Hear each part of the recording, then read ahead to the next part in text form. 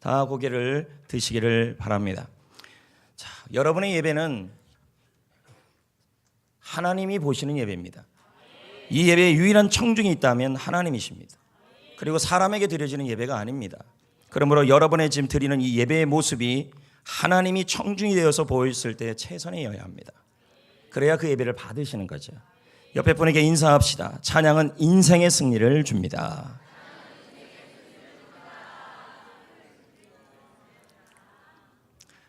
하나님은 우리 교회를 사용하시고 저와 여러분을 축복하여 주실 것입니다. 사면초가라는 말이 있죠. 사방이 모두 적으로 둘러싸인 형국을 의미합니다. 또한 누구의 도움도 받을 수 없는 상태를 사면초가라고 합니다.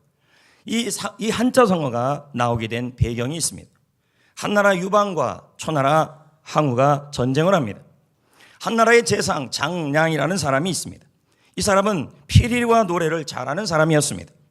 마지막 결전 앞에 산속에 흩어져 있는 초나라 군사들이 있었습니다. 그들에게 장랑은 피리와 노래를 불렀습니다. 예를 들면 이런 노래였습니다. 나 실제 괴로움 다 잊으시고 나의 살던 고향은 꽃피는 산골. 이런 노래들이 흘러나왔을 것입니다. 장랑의 피리소리와 노랫소리는 피곤에 지친 초나라 군사들의 전의를 잃게 만듭니다. 그들은 고향이 생각이 나고 어머니가 생각이 나기 시작했습니다. 결국 초나라 군사들은 뿔뿔이 흩어져 각자의 고향으로 갑니다. 초나라 왕 항우 역시도 목숨을 끊고 맙니다. 초나라가 망하고 진나라 이후에 진시황 이후에 전 중국이 하나가 되지 못한 그 시점에 한나라가 승리를 거두었습니다. 물론 한나라의 승리에는 많은 요인이 있겠지만 이 사면초가의 한자 성어 속에 나오는 것처럼 노래의 역할도 적지 않았다는 것입니다. 성도 여러분, 성도에게 노래는 찬양입니다. 찬양이란 무엇일까요? 웹스터 사전을 보면 인정하다는 뜻입니다. 그러므로 찬양이란 하나님을 인정하는 것입니다. 하나님은 우주 만물을 만드신 분이십니다. 하나님은 여러분을 창조하신 분이십니다. 하나님은 독생자 예수 그리스도를 보내신 분이십니다. 여러분에게 천국을 주시고 이 땅에서 승리를 주시는 분이 나의 하나님이십니다. 그 하나님을 인정하는 게 바로 찬양입니다. 오늘 말씀의 주제는 찬양입니다. 하나님께서 찬양을 통하여 전쟁의 한복판에서 승리를 준 내용입니다. 모압과 암몬과 세일산 주민들이 연합군을 만들어 남유다 여호사밧 왕이 있는 곳을 공격합니다. 여호사밧 왕은 그들을 상대할 군대가 없었습니다. 훈련되어 있지도 않았습니다. 하지만 여호사밧 왕은 찬양이 강력한 무기임을 알고 있었습니다. 그래서 그는 찬양대를 조직했습니다. 그 찬양대는 군대 앞에서 찬양을 불러야 했습니다. 하지만 이렇게 군대 앞에서 찬양을 부르고 전쟁터에서 찬양을 부르게 되면 가장 먼저 공격의 표적을 받는 사람들이 찬양대였습니다. 그러나 여호사밧 왕은 하나님을 찬양하면 하나님께서 싸워주심을 알고 있었던 것입니다. 그래서 전쟁의 한복판에서 하나님을 찬양하고 하나님을 인정하고 하나님을 높였습니다. 할렐루야. 그래서 어떤 일이 일어났습니까? 전쟁의 한복판에서 하나님을 찬양했더니 하나님이 어떤 일을 해주셨을까요? 22절 말씀입니다. 읽어보겠습니다. 그 노래와 찬송이 시작될 때에 두어 유다를 치러 암몬 자손과 모압과 세일산 주민들을 치게 하심으로 그들이 패하였다. 아멘. 찬양대가 찬양을 시작할 때 하나님께서는 그 찬양 중에 임재하시고 전쟁의 한복판에서 그들이 싸운 게 아니라 하나님이 싸우셨다는 말이에요. 저는 오늘 찬양대의 찬양을 유심히 보았습니다. 그리고 이 찬양이 끝났을 때에 여러분을 보았습니다.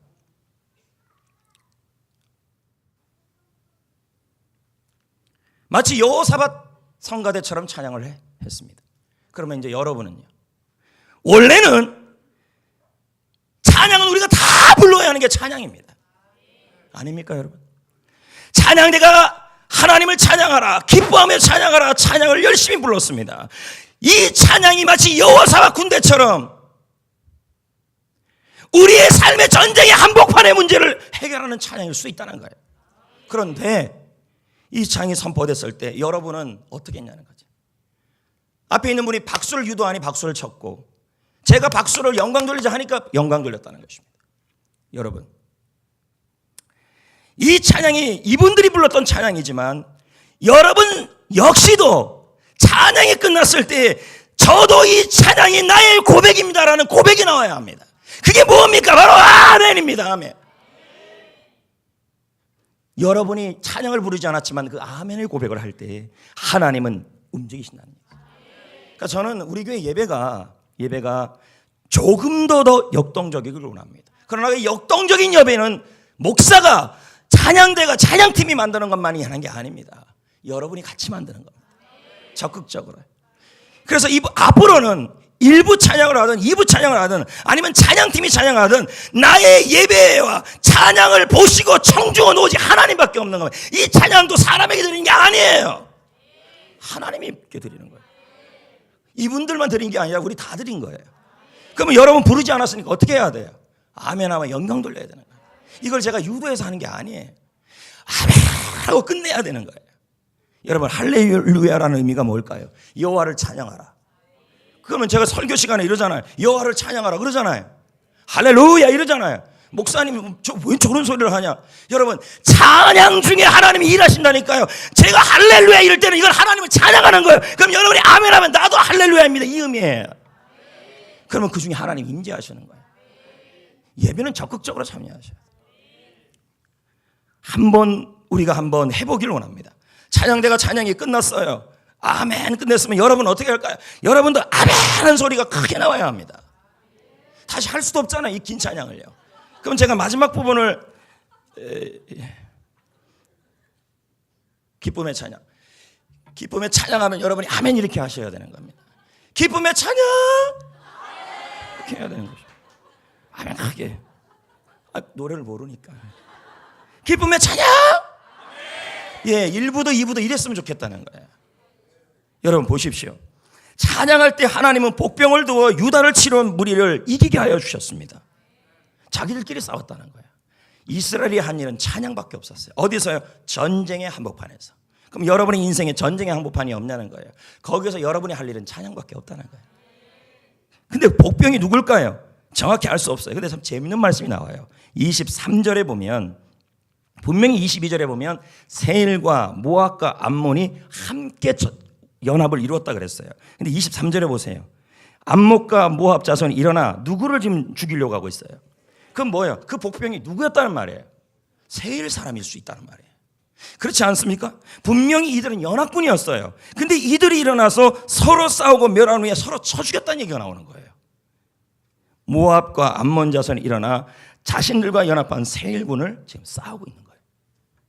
이것을 보면 이 복병이 누군지는 모르지만 하나님께서는 이 세일 사람들의 마음을 움직여가지고 뭔가 좀 기분 나쁜 일이 있었든지 어떻든 그랬을 가능성이 있다는 거예요. 확실한 것은 잠복병이 누군지는 중요하지 않아요. 그것을 배치하신 분이 하나님이라는 거죠. 하나님이 그들 안에 싸우겠다는 말이에요. 여러분, 찬양은 강력한 무기입니다. 찬양은 강력한 힘이 있습니다. 인생의 전쟁 한복판에 있는 여러분, 이때 여러분이 할 일이 뭘까요? 내가 그들과 싸워 이길 수 없어요. 그렇다면 내가 할 일은 하나님이 대신 싸우게 하셔야 하는 거예요. 그럼 내가 할 일은 뭘까요? 여러분, 찬양이에요. 찬양할 때 복병을 준비하시고, 찬양할 때 임하시고, 찬양할 때 승리를 주시고, 찬양만큼 우리 인생을 승리를 주는 강력한 무기가 없다는 걸 보여주고 있는 거예요. 24절을 보세요. 유다 사람들이 돌망대에 올라가서 쭉 보니까 엎드려진 건 시체밖에 없더라. 이들이 한 건 없어요. 하나님이 싸워주셨다는 말이에요. 뭐만 했어요? 찬양만 불렀다는 거죠. 찬양. 참 더 재밌는 건요, 이 말씀을 하기 전에 여호사밧이 하나님 앞에 기도를 하는데, 그때 아하사엘 선지자를 통해서 하나님의 영이 임해서 이런 말을 해요. 전쟁은 나에게 속했다. 이 말이 무슨 말이에요? 전쟁은 너의 싸움이 아니, 이 싸움은 너의 싸움이 아니라 내가 싸워주고 나의 전쟁이란 말이에요. 그럼 봅시다. 여러분의 인생의 전쟁의 한복판에 하나님이 직접 들어와서 이건 네가 싸울 전쟁이 아니라 내 전쟁이라고 하실 때가 있다는 거예요. 언제요? 여러분이 찬양할 때 하나님이 직접 오셔서 그 전쟁이 하나님의 전쟁이 되게 하신다는 말이에요. 사업에서 전쟁, 일터에서 전쟁, 삶에서의 전쟁, 수많은 전쟁 앞에 이게 내 전쟁이 안 되고 전쟁은 하나님께 속한 전쟁이 되게 하는 방법이 있어요. 하나님이 오셔야 돼요. 전쟁은 나에게 속한 것이 아니라 하나님이 속했다고 하는 말을 여호사밧이 들어요. 그리고 나서 찬양을 불러요. 찬양을 불렀더니 하나님의 전쟁이 돼버린 거예요. 왜요? 찬양을 부르면 하나님이 나타나셔요. 시편 22편 3절 한번 읽어볼까요? 시작. 자, 우리가 찬송할 때 하나님은 우리의 찬양 가운데 나타나신다 이 말이에요. 이 계신다라는 의미가 뭐냐면 우리의 삶 속에 들어온다. 찬송 중에 우리가 찬송을 하면 하나님께서 그 찬송 중에 나타나신다 이 말이에요. 그래서 뭐예요? 대신 싸운다. 내 전쟁이 아니라 그 이제부터는 하나님의 전쟁이 돼버린다는 말이에요. 여러분, 예배 시간에 하나님을 우리는 만나야 된다 그래요. 근데 만나고 싶지만 하나님은 영이시기 때문에 보이지가 않아요. 그래서 예배 시간에 만나는 방법을 제가 설명을 했어요. 그건 찬양이다. 찬양을 통해 만난다. 두 번째는 말씀을 통해 만난다. 왜? 찬양 중에 하나님이 거하시고 말씀이 하나님이니까. 그러면 예배 시간에 은혜를 받지 못하는 이유, 하나님을 만나지 못하는 이유가 뭐예요? 공통적인 얘기, 예배학자들이 하는 말이에요. 수동적으로 임하기 때문이다. 찬양을 부를 때도 그리고 말씀을 들을 때에도 수동적으로 듣기 때문에 찬양을 하기 때문에 하나님을 만나지 못한다는 말이에요. 여러분, 그날 자, 우리가 오늘 예배 시간에 와서 예배를 드릴 때, 말씀을 들을 때 오늘 나에게 주시는 말씀을 기대하며 듣는 거예요. 그러면서 계속 묻는 거예요. 오늘 하나님이 나에게 하시는 말씀이 뭐예요? 내가 일주일 동안 하나님이 나에게 오늘 주고자 하는 메시지가 뭐예요? 그걸 계속 물으면서 들어야 돼요. 그래야 은혜를 받아요. 그리고 들었는데도 예배 시간에 은혜를 내가 나에게 하나님 하는 말씀을 듣지 못했어요. 그럼 뭐예요? 그냥 나가시면 안 돼요. 앉으셔야 돼요. 묵상 기도해야 돼요. 하나님, 오늘 목사님이 하신 말씀을 통하여 나에게 하시는 말씀이 뭡니까? 찾으셔야 돼요. 찾았으면 감사해요. 못 찾았으면요, 그 말씀 중에서 내가 한 주간 동안 적용할 거라도 하나 찾고 일주일 동안 실천하셔야 돼요. 설교자는 스피커예요. 스피커는요, 성량에 따라서 찢어지는 소리도 나고 좋은 소리도 나요. 그러나 그 소리를 주시는 분은 하나님이에요. 설교자가 하자가 있어도요, 스피커가 하자가 있어도 소리를 주시는 분은 하나님이에요. 소리를 분별할 줄 알아야 돼요. 나에게 주신 메시지를요. 할렐루야. 한옥 목사는 말합니다. 찬양은 영적 결정타이다. 찬양할 때 하나님은 적을 무너뜨리기 시작한다. 찬양할 때 마귀는 두려워 떠날 것이다. 이렇게 나오고 있습니다. 찬양을 부르면요, 하나님께서 여러분 가운데 나타나셔요. 그리고 여러분의 전쟁을 싸워주시고 승리케 하여 주신다는 말이에요. 할렐루야. 인생의 전쟁에서, 인생의 문제 앞에서, 사단의 면전 앞에서 하나님을 한번 찬양해 보십시오. 완전한 전세가 바뀔 겁니다. 한옥 목사는 계속 말합니다. 읽어볼까요? 시작. 사단은 같은 상황에서, 자, 뭘 기다린다고요? 여러분의 원망과 불평을 기다린다. 사탄은요, 한마디라도 여러분이 원망과 불평이 나오면 그것을 잡아서 우리를 영적으로 무너뜨린다. 그러나 이때 사탄이 예측에는 저 전쟁의 한편판에 있으니까 저 사람이 나와야 될 것이 분명히 원망인 줄 알았는데, 그 예측과 사탄의 예측과 반대로 여러분이 찬양을 시작하면 마귀는 비명을 지른다. 이렇게 나오는 겁니다. 존 웨슬리도 말합니다. 마귀들은 찬양을 싫어한다. 여호수아 7장을 보면 여리고성 전쟁이 나옵니다. 이 전쟁 역시 찬양의 중요성을 말씀하고 있습니다. 승리를 거두었죠. 창과 칼로 이긴 게 아니었죠. 여러 요인이 있습니다. 하지만 그것들 중에서 또 제사장들의 나팔 소리와 백성들의 함성으로 이루어진 찬양이 중요한 역할을 합니다. 여호수아 6장 5절을 보면 이렇게 말씀합니다. 읽어볼까요? 제사장들이 양각 나팔을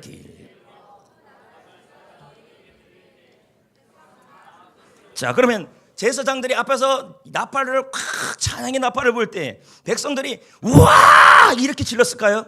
저는 그렇지 않았다고 봅니다. 이 전쟁을 하나님이 무너지게 하십니다. 아마 전쟁의 한복판에서 그 함성은 하나님에 대한 외침이었을 것입니다. 그리하면 무너지리라.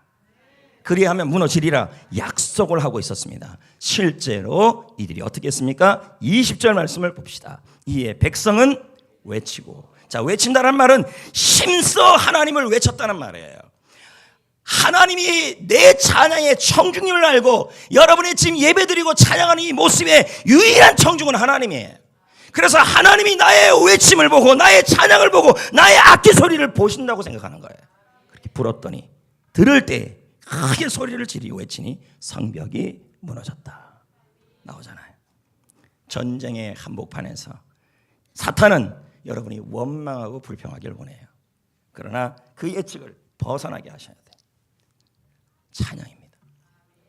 찬양할 때 하나님이 나타나시고, 찬양할 때 하나님이 임하시고, 찬양할 때 여러분을 대신하여 그 전쟁이 하나님의 전쟁이 되게 합니다.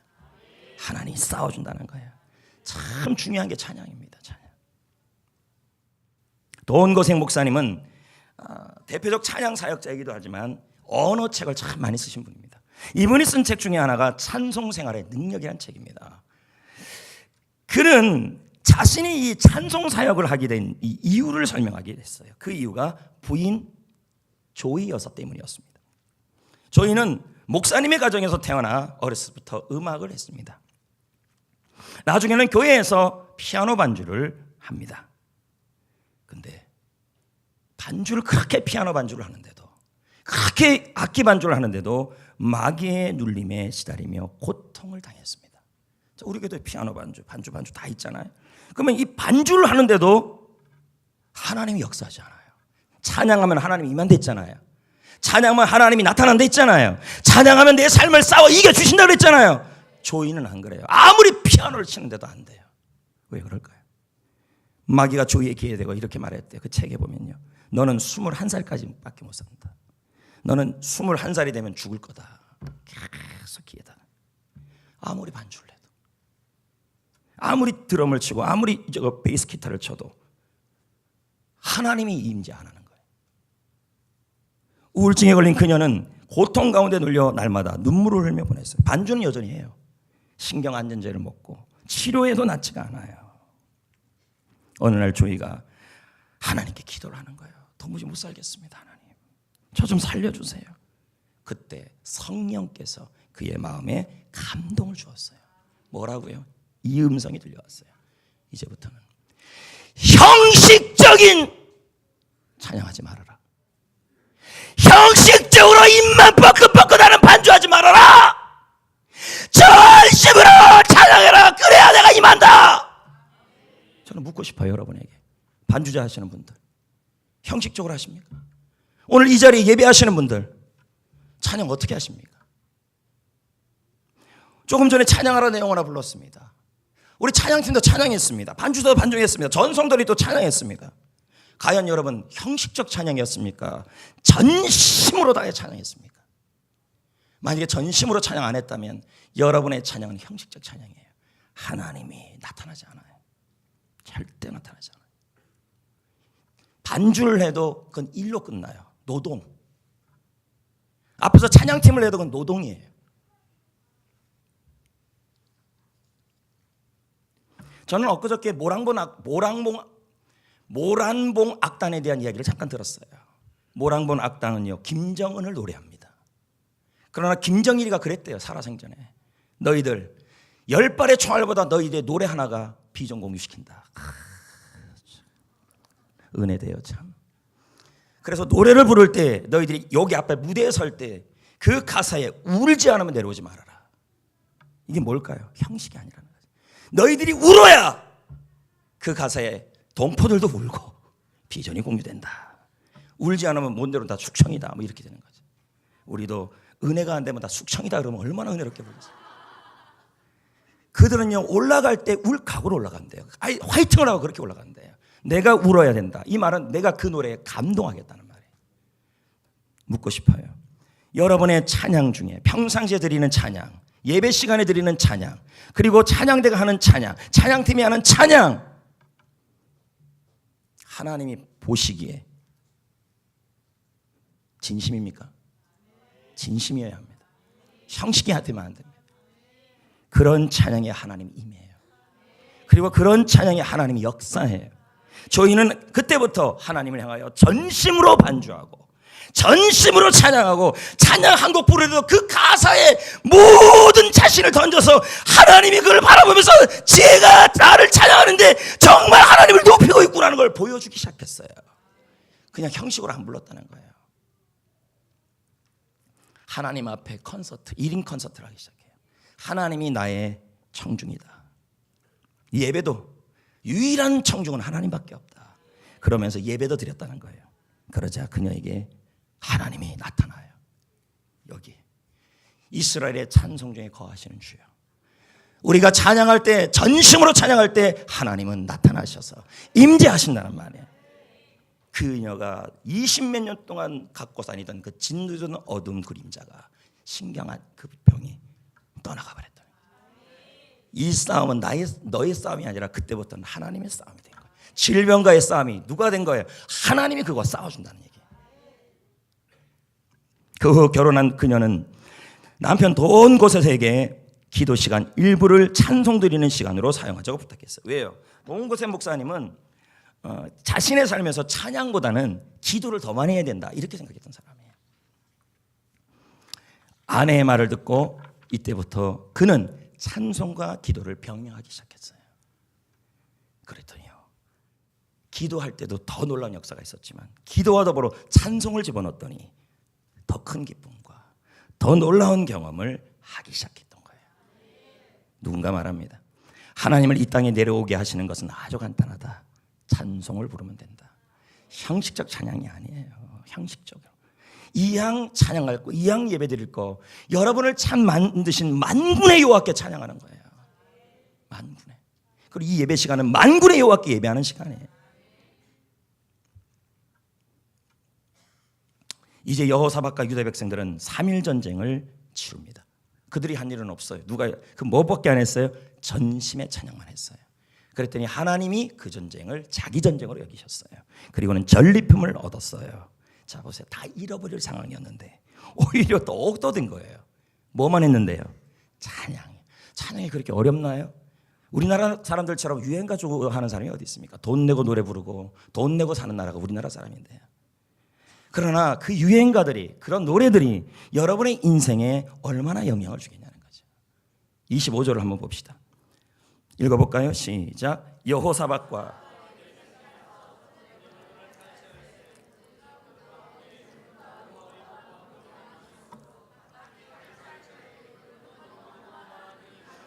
자, 엄청난 전리품을 얻었어요. 뭐만 했어요? 뭐만 한 거예요? 찬양만 한 거예요. 찬양을 불렀더니 어디에서 불렀어요? 전쟁의 한복판에서 위험한 순간에도 불렀어요. 찬양을, 하나님을 인정한 거예요. 믿음으로. 그랬더니 오히려 뭐예요? 전리품도 얻게 되고. 지금 여러분이 있는 그 치열한 전쟁의 자리에서 성가대가 되십시오. 찬양대가 되십시오. 찬양을 하십시오. 예배 드릴 때도요, 그 한 번의 예배를 하나님이 나의 청중임을 보면서 저 사람은 저 찬양과 예배가 정말로 나를 높이는, 인정하는 찬양이구나, 그걸 보여야 합니다. 그랬더니 어떻게 됐습니까? 26절을 봅시다. 무리가 브라가 골짜기에 모여서 거기서 여호와를, 그러므로 오늘까지 그것을 뭐라고 불렀어요? 그러면 전쟁터가 브라가 골짜기가 됐다는 말이에요. 전쟁터에서 뭘 했기 때문이에요? 찬양이. 그럼 브라가가 뭔데? 바라크예요. 바라크가 뭔데요? 찬양하다, 축복하다는 말이에요. 그럼 뭘까요? 이름도 없던 골짜기가 이제는 이름이 생겼어요. 브라가 골짜기로. 그럼 여러분이 힘들 어떤 전쟁의 한복판에서 여러분이 그 속에서 도무지 찬양이 나오지 않지만 하나님이 전쟁은 하나님께 속했음을 믿고 여러분이 찬양을 하기 시작하면요, 지금의 그 전쟁 힘든 장소가 브라가 골짜기, 축복의 골짜기로 바뀐다는 말이에요. 윌리엄 로우 목사님은 말합니다. 누군가 당신에게 행복과 온전에 이르는 가장 빠르고 확실한 방법을 가르쳐 줄 수 있다고 말한다면 당신 주변에서 일어나는 모든 일에 대하여 하나님께 감사와 찬양을 하라. 그 이유는 당신에게는 재앙과 같이 느껴지는 일도 주님을 찬양하는 가운데 축복으로 바뀔 수 있기 때문이다.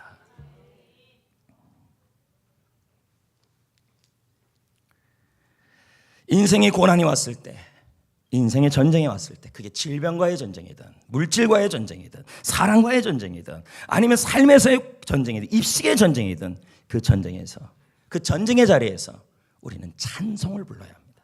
찬양을 불러야 합니다.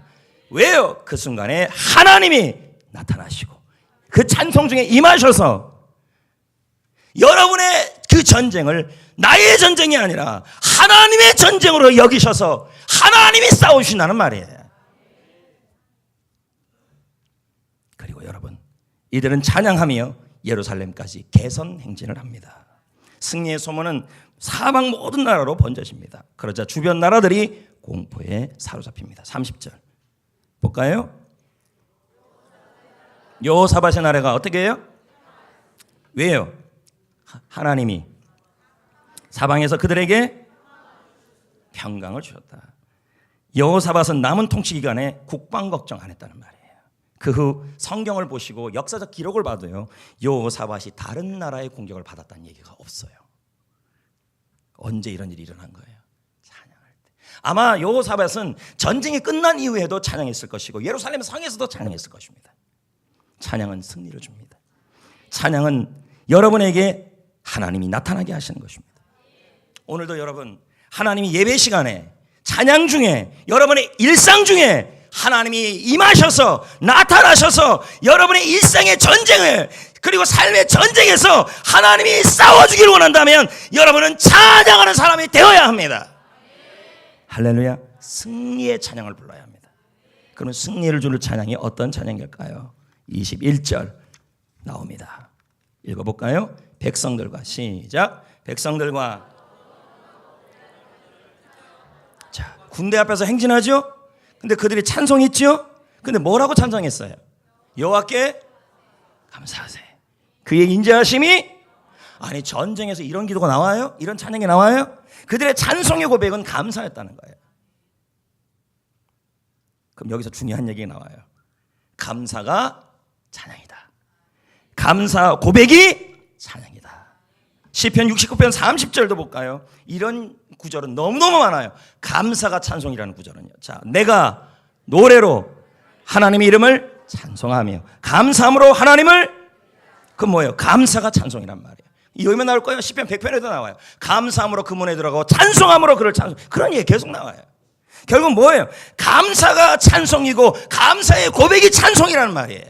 그러므로 여러분이 일상에서 감사의 말을 하면 그것이 바로 찬송이고 진짜 일상에서 감사 찬송을 부르면 그것도 찬송이란 말이에요. 감사가 찬송이에요.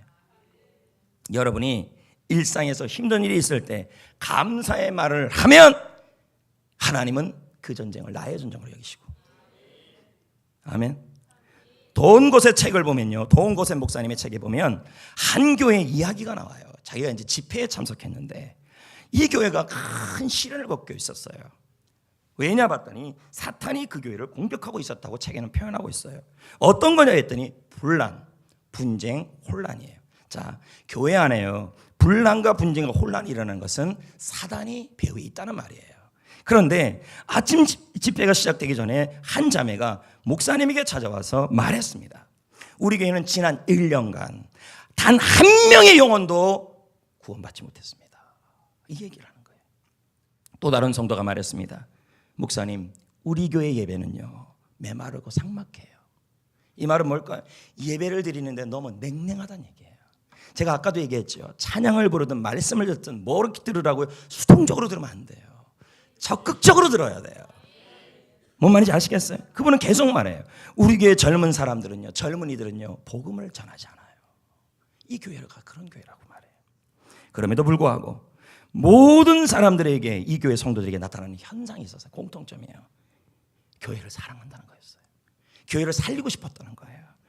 밤낮 눈물로 교회를 위해 기도하고 있었던 교회였어요. 근데 분쟁도 있고 혼란도 있고 하나가 되지 못하고 담임 목사님과 비전이 공유가 안 되고 순종을 못하고 있었어요. 더 재밌는 건요, 어떤 성도는요 매주마다 기도 모임을 교회를 위해 하고 있었어요. 근데 교회는 계속 실패만 거듭하고 있었어요. 그날 아침 더운 곳의 목사님은 이분들에게 필요한 메시지를 전하기 시작했어요. 그게 골로새 4장 2절이었어요. 계속 기도하라. 계속 기도하고 그 기도에 뭐가 들어가야 돼요? 감사함으로 깨어 있어라. 고세 목사님은 강력하게 감사를 선포했어요. 그들의 필요를 끊임없이 기도하는 일도 중요하지만 당신들에게 필요한 것은 불평과 원망이라는 거예요. 전쟁의 한복판에서 너무 불평이 많다는 거예요. 그래서 불평하는 순간에 정신이 바짝 차려서 깨어있으라는 감사로예요. 그 설교를 계속 하기 시작했어요. 감사가 찬양입니다. 감사 찬양이 찬송입니다. 그러면서 그날 오후 내내 깨어있으라 그랬어요. 이 깨어있으라는 말은 감사에 집중하라는 말이었어요. 많은 성도들이 그날부터 감사 고백을 시작했어요. 제가 뭐라 그랬죠? 감사가 찬송이다. 찬송할 때 하나님이 어떻게 해요? 감사 찬송할 때요, 하나님이, 자, 여러분 보세요. 여러분의 입술이 평상시에 원망과 불평이 가득한데 여러분이 찬양하면요, 하나님 맞지 않아요. 여러분의 일상의 고백이나 언어와 모든 것이 감사여야 되고, 그런 상황에서 찬양을 불러야 하나님이 여러분 속에 나타나요. 그 찬송 속에요. 원망과 불평이 너무 많으면 안 돼요. 성도들이 하루 종일 감사에 깨어있기 시작했어요. 말만 하면 다 감사돼요. 감사. 찬양 중에 임하시잖아요. 전쟁의 한복판에서 찬송을 부른 거예요. 그리고 감사 찬송을 많이 불렀어요. 한 자매가 말하기 시작했어요. 보통 때는 오후 내내 우리 교회를 생각하며 울면서 우리 교회를 살려달라고 기도했다니, 그냥 울면서 살려주세요. 그런데 오늘부터는 그렇게 하지 않았다고요. 어떻게 했냐 그랬더니 하나님을 찬양하면서 마음을 굳게 잡고 상황상에서 감사하기 시작했다고 했어요. 감사로 깨어있기 시작했다 그랬다.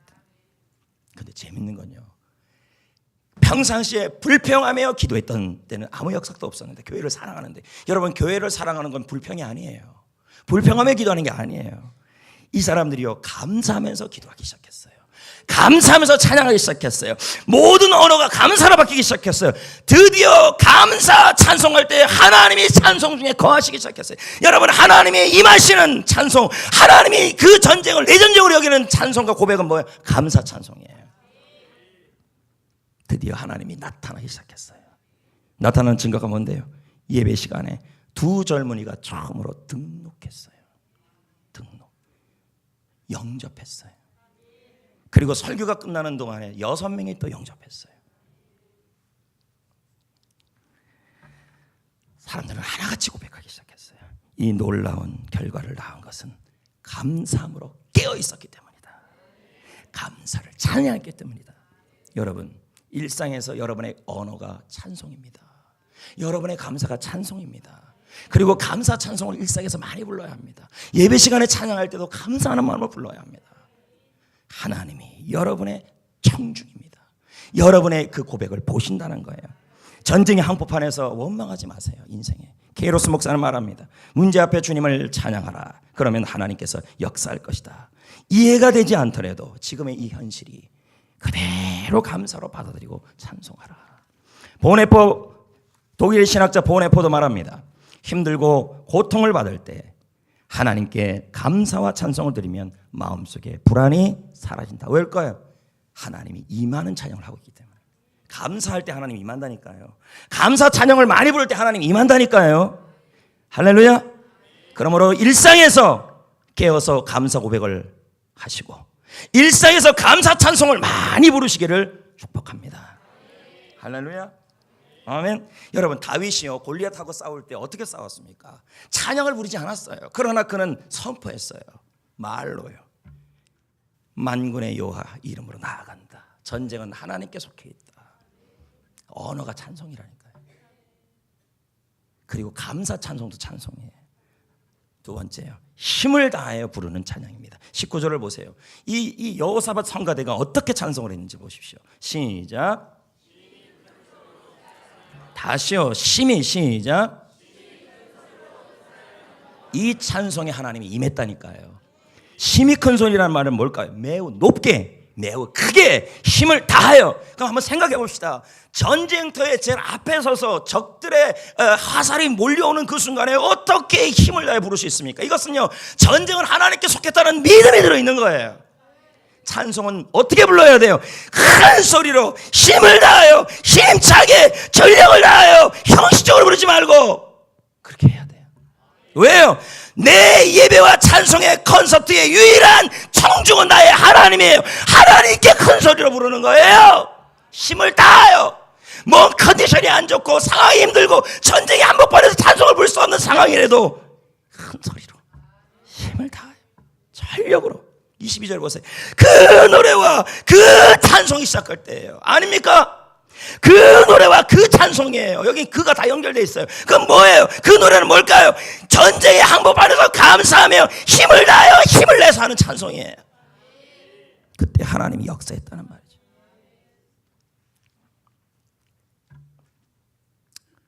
여러분, 현실과 일상과 그리고 모든 상황 속에서 전쟁 같은 하루하루를 보내는 여러분, 그때 우리는 하나님이 나타나서 여러분의 마음을 붙잡고 그 전쟁 같은 현실을 대신 싸워주게 하셔야 돼요. 찬송입니다. 감사 고백, 힘을 다하여 고백하고 힘을 다하여 찬송하셔야 돼요. 예배 시간에 여기 찬양, 아까 찬양하라는 내용을 할 때도 어떻게 해요? 힘을 다하여 찬양하셔야 돼요. 여러분이 사람 앞에 부르는 게 아니라 하나님 앞에 부르는 거예요. 이게요.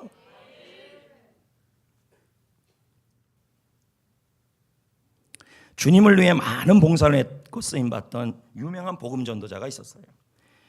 근데 심장 발작이 일어난 거예요. 마비가 돼버린 거죠. 여러 달 동안 몸에 제약이 온 거예요. 담당 의사들은 그에게 말합니다. 조만간 죽을 것이다. 그러면 그에게 현실은 뭐예요? 질병이 전쟁 같은 현실이 한복판에 있는 거죠.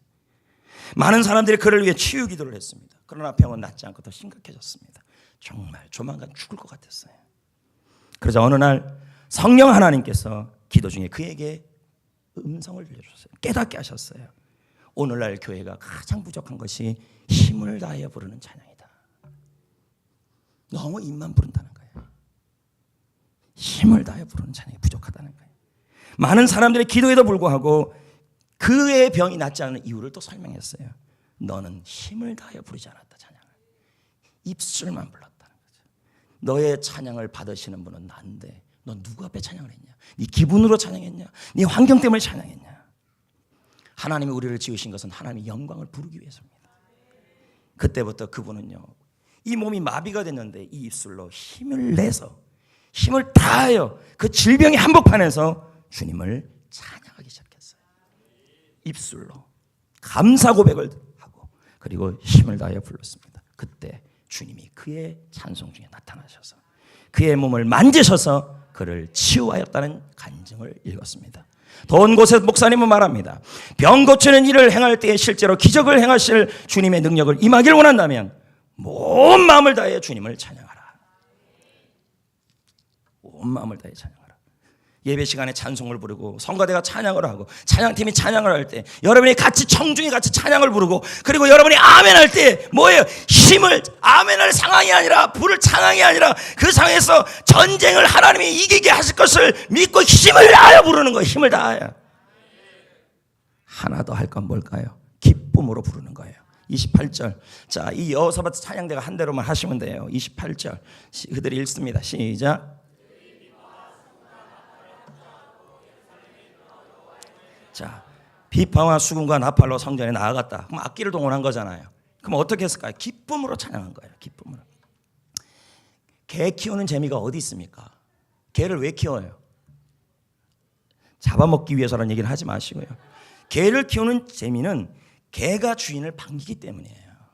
왠지 아십니까? 집에 들어가도 개처럼 반갑게 맞아주는 사람이래요. 개는 없어요. 이제 말을 좀 잘못했네. 왜 사람들이 혼자 사는 사람들이 개를 키운지 아십니까? 주인이 나가면 그 집 앞에서 기다려요. 들어오면요 꼬리를 흔들어요.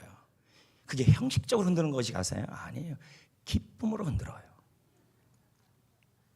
사람이 손 하나 흔들지 않는데 개는 어떻게 해요? 정성을 다해 꼬리를 흔들어줘요. 팔짝팔짝. 주인은 참으로 즐거워해요. 저는 하나님도 똑같은 심정이라고 생각합니다. 같은 찬송을 불려도 인상 쓰고 억지로 형식적으로 부르는 사람들보다 기뻐하며 힘을 다하여 감사하며 온몸을 동원하여 찬양하는 사람을 하나님이 기뻐할 거라는 거죠. 그리고 그 사람에게 임한다는 거예요. 찬양 사역을 하시는 분이 한 가지 놀라운 사실을 발견했대요. 그것은 자신의 상태에 따라서 노래만 보면 진단이 된다는 거예요. 자, 이거 아니에요. 만일 지금 자신의 상태를 알고 싶으면 지금 맴도는 노래를 알면 된다는 거죠. 외로우면 외로 이런 노래 부른다는 거죠. 절망하고 있으면요 슬픈 노래 부른다는 거예요. 자신의 상태는 노래를 보면 한다는 거예요. 맴도는 노래. 문제는 영적 상태도 동일해요. 자신의 입에 자주 오르내리는 찬양을 보면 그 사람의 지금 현재 영적 상태를 알 수 있다는 거죠. 주님과 같이 내 마음 만지는 분 없네. 이건 뭐예요? 위로가 필요하다는 거예요. 주의 십자가 지고 나 이곳 이런 거 부르는 사람은 뭐예요? 비전으로 충만하다는 거예요. 아닌가요? 셀리더가 부르는데 왜 나만 셀리더는 이미 죽고 싶은 심정일 거라는 거예요. 이런 상황이라는 거예요. 주의 십자가 지고 나 그곳에 이런 부르고 있으면 뭐예요? 이 사람이 지금 상태가 비전으로 꽉 차 있다는 거예요. 근데 그분이 말합니다. 더욱 놀라운 일이 있다. 자신의 입의 노래를 바꿔봐라. 노래를 바꾸면 상태도 바뀐다. 자신의 영적 상태를 바꾸고 싶다면 왜 나만 겪는 고난이냐고 계속 부르지 말고 입술의 찬양을 비전으로 바꾸고 주의 진리 위에 십자가 군기 찬양을 바꿔봐라. 그러면 하나님은 찬양을 좋아하기 때문에 나의 입술에 찬양을 들으시고 나와 나의 영적 상태와 상황에 역사할 것이다. 이렇게 얘기하는 거예요. 찬양을 바꾸셔야 돼요. 너무 우울한 찬양 많이 부르시면 안 돼요. 왜 나만 겪는 고난이냐면 제가 인도할 때는 여러분 같이 부르시면 되고 여러분은 찬양을 잘 불러야 돼요. 힘을 내. 제가 부를 때는 같이 우시고 상태를 바꾸셔야 돼요. 찬양을 바꾸셔야 돼요. 저는 찬양 부르는 걸 참 좋아하는 목사입니다. 찬양 듣는 것도 좋아하고요. 하지만 과거 저는 찬양보다 과요를 좋아했다고 말씀드린 적이 있습니다. 과요를 들으면 듣고 잠을 잡고 테이프가 늘어지도록 듣고 또 들었습니다. 자, 테이프를 이해하시는 분들은 우리 모두 같은 세대라는 거예요. CD 말고 테이프. 엄청난 많은 양의 테이프를 들었습니다. 그때를 생각해 보면 그 가요들이 인생에 기쁨을 주지 않았었습니다. 기쁨도 없었고 승리도 없었고 그 노래들 자체들이 제가 그 많은 돈을 들여서 테이프를 사서 들었지만 저의 인생에 유익을 주지는 못했다는 것입니다. 그러다가 신학을 공부하면서 찬양을 알게 되었습니다. 그때 제가 찬양을 4개 강 같은 평화밖에 몰랐거든요. 모태신앙이었어요. 그때 처음 다윗과 요나단의 요한의 아들 시므나 그걸 알게 된 거예요. 얼마나 그걸 모르는지 모릅니다. 친구의 고백. 왜 신학하고 나서 친구가 다 떠나가니까 그 노래 부르면서 친구야 돌아오라 하면서 불렀어요. 그런 기억들이 많이 납니다. 하나님께 기도를 하면서 하나님 저도 기타를 좀 치고 싶은데 기타 좀 잘 치게 좀 해주세요. 가르쳐줄 사람이 없어요. 그래서 책을 통해 배웠어요. 그래서 저의 기타 실력은 모두 이상이에요. 이 주법도 좀 이상하고 근데 노력을 많이 했어요. 기도하면서요. 그리고 그때 하나님께 기도했어요. 제가 앞에서 기타 치면서 신학생들을 찬양 인도를 하게 해달라고 내가 그렇게 기도했습니다. 그런데 그게 다 이루어졌어요. 기도할 때마다 기타 메고 산으로 올라갔고 기타 잡고 찬송을 불렀고 기도에 인도할 때마다 찬양을 했습니다. 마음이 울적해서 삶이 힘들 때면 여지없이 저는 찬양을 불렀습니다. 기도 안 했다는 게 아니에요. 기도와 찬양을 병행했던 얘기예요. 우리 교회도 기도해야 할 때 제가 기도만 안 하잖아요. 같이 하잖아요. 왜요? 찬양도 기도예요. 아멘. 찬양이 기도가 안 되고 막힐 때는 찬양을 부르고 또 불렀습니다. 루터가 말합니다. 기도할 수 없을 때 나는 항상 찬송을 한다. 저는 찬송을 할 때 군가처럼 불렀던 기억이 납니다. 누구보다 힘차게 기쁨으로 불렀습니다. 어떨 때는 너무 열심히 찬양을 불러서 인도에서 기타 줄이 다 끊어져 가지고 한 줄 남을 때도 있었습니다. 그래도 불렀습니다. 이게 다 추억들이었습니다. 저에게는 그게 불의가 골짜기였습니다. 인생의 전쟁의 한복판에서 부른 불의가예요.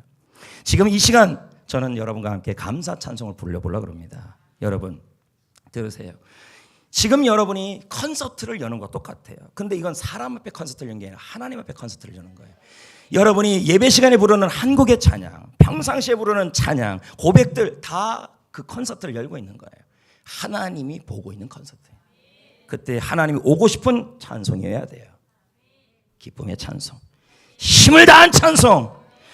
모랑봉 합단보다 나아야 될 거 아니에요. 우리는 진짜 신을 믿고 있는데요. 감사 찬송 한번 불러봅시다. 청중은 하나님이십니다. 힘을 다하여 전쟁의 한복판에서 기쁨으로 날 구원하신 주 감사, 모든 것 주신 감사, 지난 추억이 내 감사, 주는 곁에 계시네. 향기로운 봄철의 감사, 외로운 가을날 감사, 사라진 눈물도 감사, 나의 영혼. 다시 한번 여러분에게 도전합니다. 여러분 보세요. 힘을 다해서 부르셔야 돼요. 그리고 기쁨으로 부르셔야 되고. 전쟁은 나에게 속한 것이 하나님께 속한 것입니다. 하나님이 임하는 찬송을 불러야 돼요. 형식적 찬송은 절대 하나님 임하지 않아요. 다시 2절입니다. 응답하신 기도 감사, 거절하신 것 감사, 헤쳐나온 풍랑 감사, 모든 것 아픔과 기쁨도, 아픔과 기쁨도 감사, 절망 주위로 감사, 증량 못할 은혜 감사, 크신 사랑 감사, 길가에 장미꽃 감사, 장미가 시도 감사, 따스한 가정 희망 주신 것 감사, 기쁨도 슬픔도 슬픔도 감사, 하늘 평안 감사, 내일의 희망을 감사,